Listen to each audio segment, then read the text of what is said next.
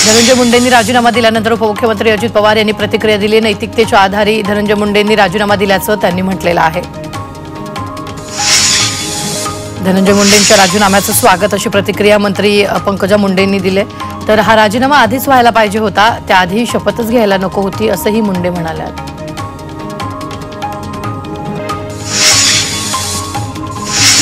देशमुख हत्येप्रकरणी धनंजय मुंडेंना आरोपी करा अशी मागणी खासदार प्रणिती शिंदेंनी केली आहे। मुंडेंचा राजीनामा खूप उशिराने आला असून त्यांचं नाव आरोपी म्हणून आलं पाहिजे असंही त्या म्हणाल्या। तर धनंजय मुंडेंचा राजीनामा एक प्रकारचं नाटक असल्याचा आरोपही प्रणिती शिंदेंनी केला आहे। संतोष देशमुख प्रकरणात कुणालाही सोडणार नाही अशी ग्वाही मुख्यमंत्र्यांनी दिली होती। या प्रकरणात सातत्याने धनंजय मुंडेंचं नाव घेतलं जात होतं, त्यामुळे त्यांनी राजीनामा दिल्याची प्रतिक्रिया शिवसेनेचे आमदार संजय शिरसाट यांनी दिलेली आहे। बीडच्या केसमध्ये संतोष देशमुख यांच्या हत्येचा निषेध करण्यात आलाय। संतप्त नागरिक रस्त्यावर उतरले असून नागरिकांनी रस्त्यावर टायर जाळत आपला निषेध नोंदवला।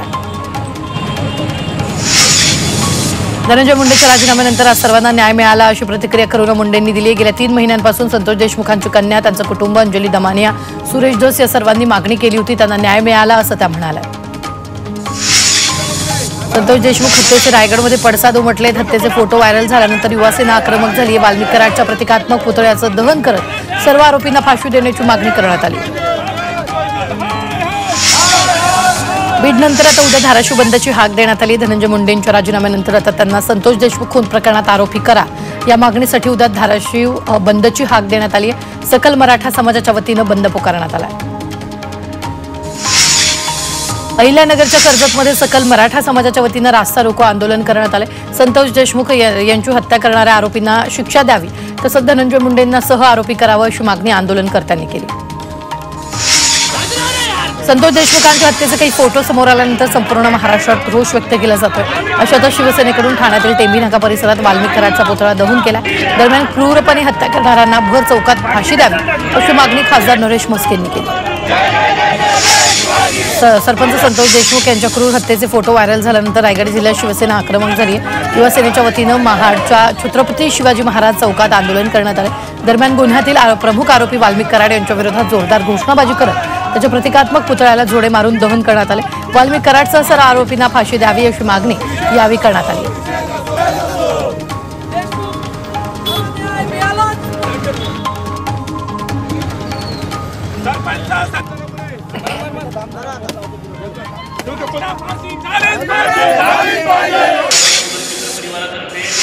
जळगावातील आमळनेरमध्ये माजी आमदार शिरीष चौधरीच्या परिवारानं अनोखं आंदोलन केले। नागरिकांकडून पाणीपट्टीवर अतिरिक्त 2% व्याज आकारण्यात येते, तसंच प्रत्येक बिलात लोक वर्गणी वसूल करतायत, त्यामुळे हा अतिरिक्त व्याज आणि लोक वर्गणी रद्द करण्याच्या मागणीसाठी आंदोलन करण्यात आलं। धुळ्यातील आदिवासी विकास विभाग प्रकल्प अधिकारी कार्यालयात ठिय्या आंदोलन करण्यात आले। आदिवासी मुलांच्या शासकीय वसतिगृहातील विद्यार्थ्यांना शासनाकडून डीबीटी अंतर्गत मिळणाऱ्या आर्थिक मदतीला वाढ करावी, त्यासाठी हे आंदोलन केलं। धुळे महानगरपालिकेच्या भ्रष्टाचाराविरोधात काँग्रेसच्या वतीनं आंदोलन करण्यात आले। यावेळी महापालिकेच्या प्रवेशद्वारासमोर जोरदार घोषणाबाजी करत निषेध केला। घरपट्टीच्या रूपात लूट सुरू असल्याचा आरोप केला। अकोल्यात आदिवासी समाजातील विद्यार्थ्यांनी विविध मागण्यांसाठी मोर्चा काढलेला आहे। डीबीटी या योजनेमध्ये प्रत्येक वर्षी महागाई दरानुसार वाढ करावी, तसंच ती वाढ दरवर्षी अर्थसंकल्पीय अधिवेशनात मांडावी अशी मागणी यावेळी करण्यात आली आहे। शेतकऱ्याच्या विविध मागण्यांसाठी अमरावतीत काँग्रेसनं धरणं आंदोलन केले। शेतमालाला उत्पादन खर्चानुसार भाव द्यावा, शेतकऱ्यांना कर्जमाफी द्या, तसंच तात्काळ पीक विमा रक्कम द्या अशा विविध मागण्यांसह निवडणुकीच्या काळात महायुतीनं दिलेली आश्वासनं पूर्ण करावी या मागण्यांसाठी आंदोलन करण्यात आले। अकोला शिवसेना अकोला जिल्हा मागासवर्गीय विभागाच्या वतीनं धरणं आंदोलन करण्यात आले। गायरान जमीनधारकांना शासन निर्णयाप्रमाणे त्यांच्या जमिनीचे कायम पट्टे देण्याबाबत सुनावणी घेण्याची मागणी केली। राज्यभरात सरकारी निमसरकारी शिक्षक शिक्षकेतर महापालिका नगरपरिषद कर्मचारी 6 मार्चला धरणं आंदोलन करणार आहेत। जुनी पेन्शन लागू करा, सुधारित निवृत्ती वेतन योजनेची अंमलबजावणी करण्याचं परिपत्रक जारी करा अशा प्रकारच्या 17 मागण्यांसाठी आंदोलन करणार आहेत आणि या आंदोलनात हजारो आंदोलक सहभागी होणार। तर भारताच्या उत्पादन क्षेत्र मंदावले। उत्पादन क्षेत्राचा वेग गेल्या 14 महिन्यांच्या निचांकावर आलाय। डिसेंबर 2023 नंतर उत्पादन वाढ ही सर्वात कमकुवत असल्याचं नोंदवलं गेलं। मात्र फेब्रुवारीमध्ये देशाच्या उत्पादन क्षेत्रातील एकूण गती सकारात्मकच राहिली आहे। भिवंडीतील रस्त्याची अवस्था दयनीय झाली। रस्त्यावर मोठमोठे खड्डे पडले, त्यामुळे या रस्त्यावरून प्रवास करताना नागरिकांचे प्रचंड हाल होत आहेत। त्यासाठी या रस्त्याचं काम करण्याची मागणी नागरिकांसह वाहन चालकांनी केली। कल्याणमधील गोवेलीच्या रस्त्यावर भले मोठे खड्डे पडले, तर या खड्ड्यांमुळे मोठी दुर्घटना होण्याची शक्यता आहे। तरीही पालिका प्रशासन याकडे दुर्लक्ष करत असल्याचं दिसून येते, त्यामुळे या रस्त्यांवरील खड्डे बुजवण्याची स्थानिकांनी मागणी केली। आरेच्या जंगलात युनिट 4 इथं केलेल्या वृक्षारोपणाची दयनीय अवस्था झाली। या वृक्ष लागवडीसाठी MMRCLनं लाखो रुपये खर्च केले। यातील अनेक झाडं उन्मळून पडली असून याकडे दुर्लक्ष होत असल्याचा आरोप आता पर्यावरण प्रेमींनी केला। चंद्रपूरमध्ये रजिस्टर असलेल्या गाडीला नागपूरमधील HRSP केंद्रावर नंबर प्लेट बसवू शकत नसल्याच्या तक्रारी नागरिक करतायत। त्यात HSRP नंबर प्लेट 30 एप्रिलपूर्वी बसवणं अनिवार्य केल्यानं नोकरी व्यवसायानिमित्त इतर जिल्ह्यात राहणाऱ्या लोकांना नाहक त्रास सहन करावा लागतो। वाशिममधील रेती घाटांना अद्याप पर्यावरण विभागाची परवानगी मिळालेली नाहीये, तर त्यामुळे रेती घाटाचे लिलाव रखडले, तर घरकुल लाभार्थी आणि इतर बांधकाम व्यावसायिक अडचणीत सापडले। मुंबईत जागांचे भाव गगनाला भिडले, तसंच बहुतेक नवीन इमारतीत अलिशान सदनिका बांधण्याची पद्धत बिल्डरांनी विकसित केली आहे। त्यामुळे कोटींची किंमत असणाऱ्या या सदनिका सामान्य मराठी माणसाच्या आवाक्यात राहिलेले नाहीये। त्यामुळे मराठी माणसाला घर खरेदीसाठी आरक्षण हवं अशी मागणी पार्ले पंचम या संस्थेनं पुन्हा एकदा केली आहे। सोलापूर शहरात हरितपट्टे तयार करण्यासाठी पर्यावरण प्रेमी सरसावले। जास्तीत जास्त वृक्षारोपण करून 33% हरित क्षेत्र निर्मिती करण्यासाठी महापालिका आयुक्तांनी उद्योजक पर्यावरण प्रेमींची बैठक घेतली। येणाऱ्या पावसाळ्यात झोन निहाय वृक्षारोपण केले जाणार आहे।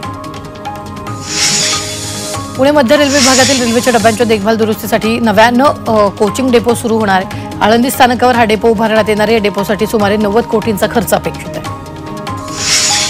लोणावळ्यातील DYSP IPS सत्यसाई कार्तिक यांची गडचिरोलीत अप्पर पोलीस अधीक्षक म्हणून बदली केली। गेल्या 3 वर्षापासून सत्यसाई कार्तिक यांनी मावळच्या ग्रामीण भागात विविध कारवाई करत नावलौकिक मिळवला।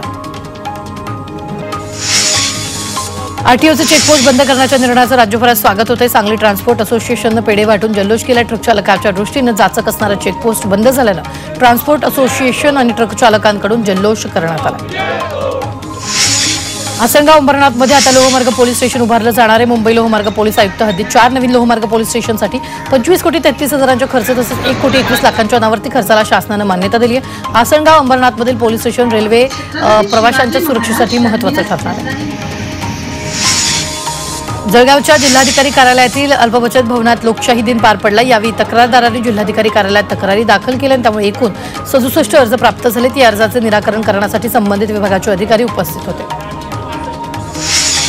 सोलापूर महापालिकेत प्रत्येक महिन्याच्या पहिल्या सोमवारी लोकशाही दिन घेतला जातो। कालच्या लोकशाही दिनी जिल्ह्यातील 22 शासकीय कार्यालयांच्या 32 तक्रारी प्राप्त झाल्यात। या तक्रारी संबंधित कार्यालयाकडे वर्ग केल्या आणि या कार्यालयांनी तात्काळ तक्रारींचं निवारण करण्याच्या अशा सूचना दिल्या। विधानसभा निवडणुकीच्या तोंडावर मतदारांना दिलेल्या आश्वासनाची पूर्तता करण्यासाठी महायुती सरकारनं विधिमंडळात 6,486 कोटीच्या पुरवणी मागण्या सादर केल्या। त्यामुळे यंदाच्या आर्थिक वर्षात पुरवणी मागण्यांचं आकारमान विक्रमी 1,37,000 कोटींवर गेलं। हे प्रमाण सुधारित अर्थसंकल्पाच्या 15% अधिक आहे।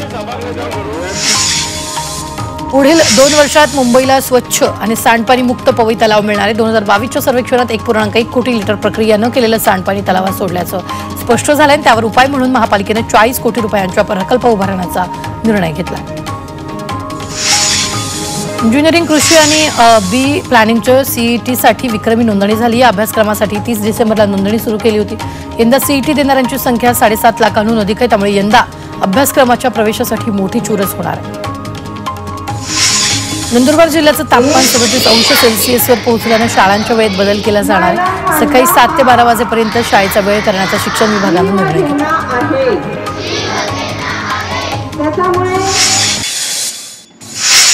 नाशिकच्या चांदवडमध्ये विद्यार्थ्यांनी शेतकऱ्यांसाठी रिमोट ऑपरेटेड स्प्रे मशीन विकसित केलेली आहे। तर या रिमोट ऑपरेटेड स्प्रे मशीनमुळे शेतकऱ्यांचा वेळ आणि पैसा वाचणार आहे।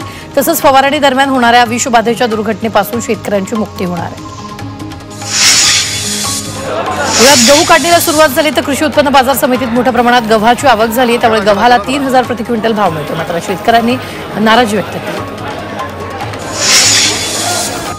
अहिल्यानगरातील कासार पिंपळ गावात एका युवक शेतकऱ्यानं ॲपल आणि बोरांची शेती केलेली आहे। या शेतकऱ्यानं 2 एकर शेतात 600 रोपांची लागवड केली, तर शेतातील विहिरीत पाणी कमी असल्यानं शेतकऱ्यानं ठिबक सिंचनाचा वापर केला।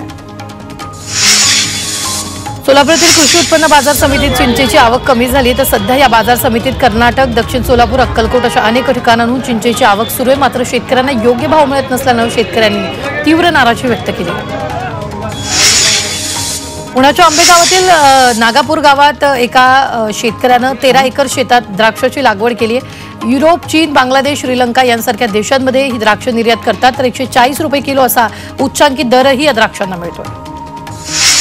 सांगली पाटबंधारे विभागाकडून सिंचनासाठी अतिरिक्त 1000 क्युसेक विसर्ग कोयना नदी पात्रात सोडणार आहे. कोयना धरण पायथा विद्युत गृहातून 2000 क्युसेक विसर्ग आधीपासून सुरू आहे. त्यामुळे आता कोयना नदी पात्रात एकूण 3000 क्युसेक विसर्ग होतोय. त्यासाठी नदीकाठच्या गावांना सतर्कतेचा इशारा देण्यात आला. पुण्यातील चांडोमध्ये भैरवनाथ महाराजांच्या मंदिराचा जीर्णोद्धार सोहळा झाला आणि या सोहळ्यानिमित्त महापूजा, होम हवन, महाआरतीसह विविध कार्यक्रमांचं आयोजन केलं. तसंच या सोहळ्याला हजारो नागरिकांनी गर्दी केली. कोकणातील प्रत्येक गावात शिमगोत्सवाला आजपासून सुरुवात झाली आहे. फाग पंचमीच्या दिवशी शिमग्याला सुरुवात करण्यात येते. त्यामुळे आज गावातील ग्रामस्थ जंगलात जाऊन होळीसाठी झाडं निश्चित करतात. मालेगावात पोलिसच गुन्हेगार बनल्याचं चित्र पाहायला मिळतं. एका पोलीस कर्मचाऱ्यानं भंगार वाहतूक करणाऱ्याचा 13 लाखांचा मुद्देमाल लंपास केला आणि 20 लाखांची खंडणी मागितली. तर दुसरीकडे चंदन चोरी प्रकरणीही एक पोलीस कर्मचारी फरार आहे.